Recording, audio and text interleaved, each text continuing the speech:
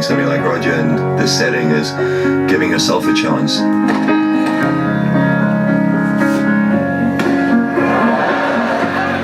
You've got to love this Kevin Anderson's attitude.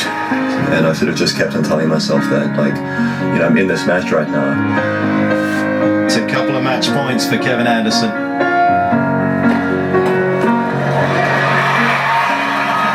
What a remarkable comeback. Beating somebody like Roger here at Wimbledon, it's easy to get super excited about it. You know, I'm obviously very pleased to get the win. You know, obviously a match that I'll remember for the rest of my life. Today we savour this man's heroic character and tennis. I'm through to the semis, so that's great. And it's also about preparing for that match, both physically and emotionally. So you try sort of come down as much as possible. You know, don't have the luxury to, you know, keep celebrating because the tournament's still going. And, you know, I've given myself a shot to, you know, play in the final. So I'm really excited about that. You must think that you've got it in your armoury to go on and get this Grand Slam. Yeah, I mean, you know, you try to stay in the present as much as possible. I think there's a lot of belief that I can do that, but it's a very, you know, important skill to, you know, just stay in the moment as much as you can. So what I need to do right now, and that's sort of how I approach it as much as possible, because, you know, your mind can really run with things quite a lot, and, you know, that doesn't do you too many favors. So, as I said, right now I'm very pleased to be through to the semis. Now it's just about getting ready for that match. Wow, it was an incredible performance to see Roger on the back foot in so many of those rallies. I guess the question is, and I know he's working with the sports psychologist Alexis Castori, but will there be a letdown after a big win like that? That's the big question. Normally, yes. You're beating Roger Federer after beating Dan Zwitserlove and a match point. You're in your first semi-final Wimbledon. Who wouldn't have a letdown? And so he has to fight his inner demons a little bit of saying the tournament isn't over. I shouldn't be satisfied. But that's a hard thing to do because, let's face it, it did what it did. Yeah, absolutely. And you've been looking at the forehand under pressure. Yeah, well, he's got a massive serve, we know that. But let's have a little look at his forehand, and particularly the damage that it did against Federer. He's got three different types of forehands here, and this is a massive point. This is going to give Federer a match point. Federer is, you know, he's got Roger on the run, and look at that. That was literally in the corner of the court. That was to save match point. 1 inch out, Federer had another match point. This one is to give Federer 2 match points. Great pickup. Federer's done the right thing. Come on the net, put pressure on him. He's whipped that one across court for a winner. No fear. Here's another one to give Roger 15-30, get close to the end here. And this time the inside out one. Just massive power on this forehand. He gets around it, he's got a big serve, but here's a little stat. The outside of the purple here is where Anderson's been hitting the ball. That's close to the line. He's been going for the lines, and the average speed 81 miles per hour. That's faster than Del Potro, who most regard as the hardest hit forehand in the game. Anderson's hitting the ball averagely harder than Delpo and near the lines. We can see the darker green there. So, you know, he's definitely more than a serve, and when that confidence is full, I'm not sure he's going to get an awful lot of forehands and rallies that did get his teeth in today. So it's a completely different ball game, but you know, he's full of confidence, and it's, you know, he's going for the shots, he's going for the lines. Yeah, well, you mentioned his opponent is John Isner. He's very confident too. He hasn't had his service broken so far in the championships. Let's hear from him.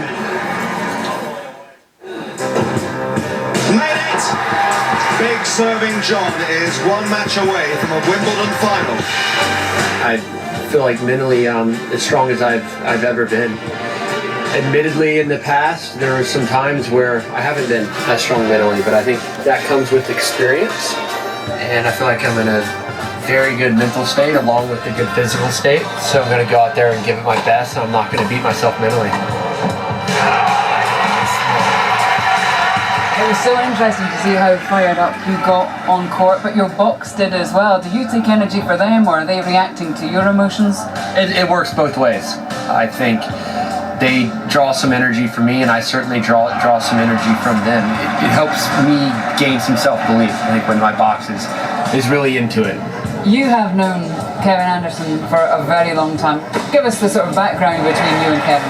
Yeah, we've known each other for about 14 years now.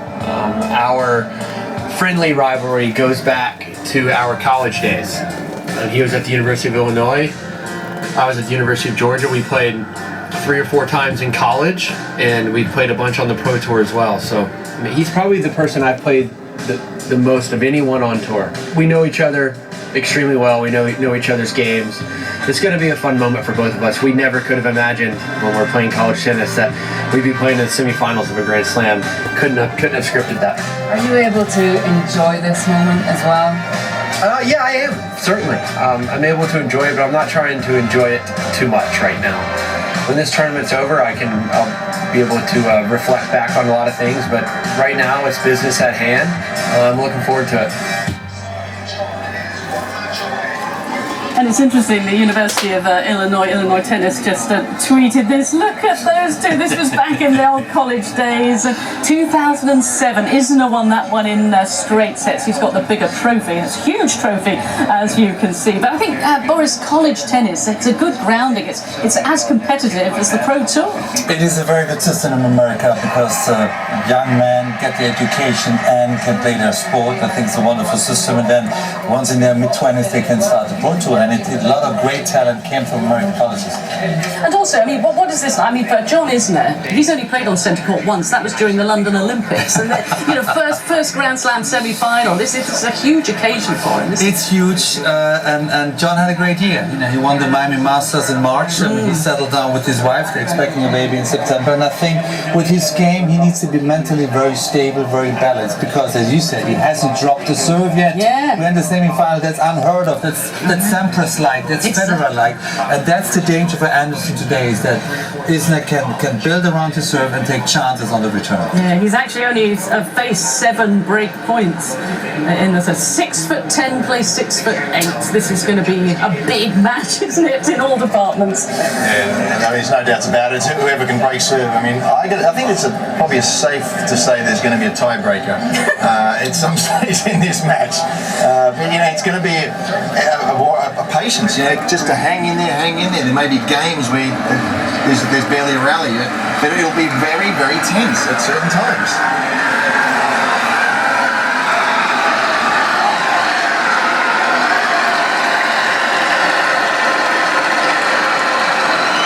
Great reception for both players, and John Isner having a look around. I'm sure he went and had a look on centre court just to get a feel for it, because it is important, isn't it? Centre court has a different feel to it. I don't know why the court's the same size, but it feels different. No, it's a bit like going to church. You want to soak in the atmosphere. It's the tennis players go a lot with vision, and they have to feel the pace and see the distance. And also Anderson hasn't played much on it, so it'll be new territory for both players. Neither has been in the semi-final, so there'll be some nerves on that court. I suppose Kevin Anderson, having got to the final of the US Open, probably at least he's been in this situation before, and that's an advantage in some way. That's correct, and so he has success in a major, but Wimbledon is still different. Yeah. We call Wimbledon the big daddy of them all, and once you go far here, it just changes your life. Yeah. And you've been looking, Pat, haven't you, at the second serve of Isner, which has been key in this tournament? Yeah, well, particularly against his last match against Raonic, which was quite interesting, where he served the second serve. These are body serves. Now, Raonic is a big guy. He's actually not even as big as Anderson, but his second serves, and they're really speed 119, 120 mile an hour, so they're hardly slow serves, but right into the body. And the bigger guys like to hit the big wingspan. They can reach anything, but to jam them up and look at that, right in. And that's something that I think he will employ today. It was very successful in the last match. And look at that, 40% right in the middle of those two boxes. That's where those serves against Raonic were. A big man with a big reach. He's playing another big man with a big reach. Yeah. That's successful. Why not try it again today? And I think I'd be very surprised if we didn't see a variety of body serves as well. Well, we're going to see some big hitting, aren't we? And as we've seen, John Isner, he's a tall guy, and technically, how good is his serve, Boris? Well, because of the size and the length of his arm, he gets to an incredible angle. So he hits down. He doesn't have. Most people have to hit over the net. He just has to hit down, and so he takes the arm pretty quickly up. He doesn't let the ball drop very much. So it's a very quick service motion. Gives you even less time as a returner to react. And also, he's not just a server either. He can back it up with a forehand, can't he? They play very similar in actual fact. They've got big serves and big forehands. I think Anderson's probably a little bit better mover, but it's going to be about how to break serve, and they're going to be going towards the backhand side. The Anderson's backhand held up really well against Federer under pressure, and you'd think, okay, big server like Isner, he must have been, the quarterfinals a couple of times, surely. No, never been past the second week. And that's mainly because, he hasn't been able to return. But that's been a good part of his game this tournament, and, he's going to need to. And I think he came of age in Miami in a way. That's when he started to believe. Talking with his coach, David McPherson, he just said, if I can be loose, because he used to get frustrated and tight and nervous in a match, if I can be loose, I can be a force. That's what he said, and that's what he's got to do. Very much so. That's why it's so important from the coaching point of view that to tell the player what he needs to do. Some listen, some don't. I mean, with John Isner's case, obviously they work beautifully well together now, because with the luxury of not losing your serve all the time, you should be super relaxed on return, because you can take chances all the time because you're not going to lose your serve. So I think he has grown again. Private life is important for him. It balances him out, because ultimately tennis is a mind sport. Yeah, it is, and of course I have to remind everyone that he had to save match points against Rubens Bemelmans in the second round here, and he won that match in 5. He's come through a few 5-setters, he has. What about rhythm today in a match? They're not going to get a lot of rhythm out there, are they? There's not going to be a lot, no. You wouldn't think so, and it is going to boil down to some tiebreakers and some big points, and it's who holds up, when you get that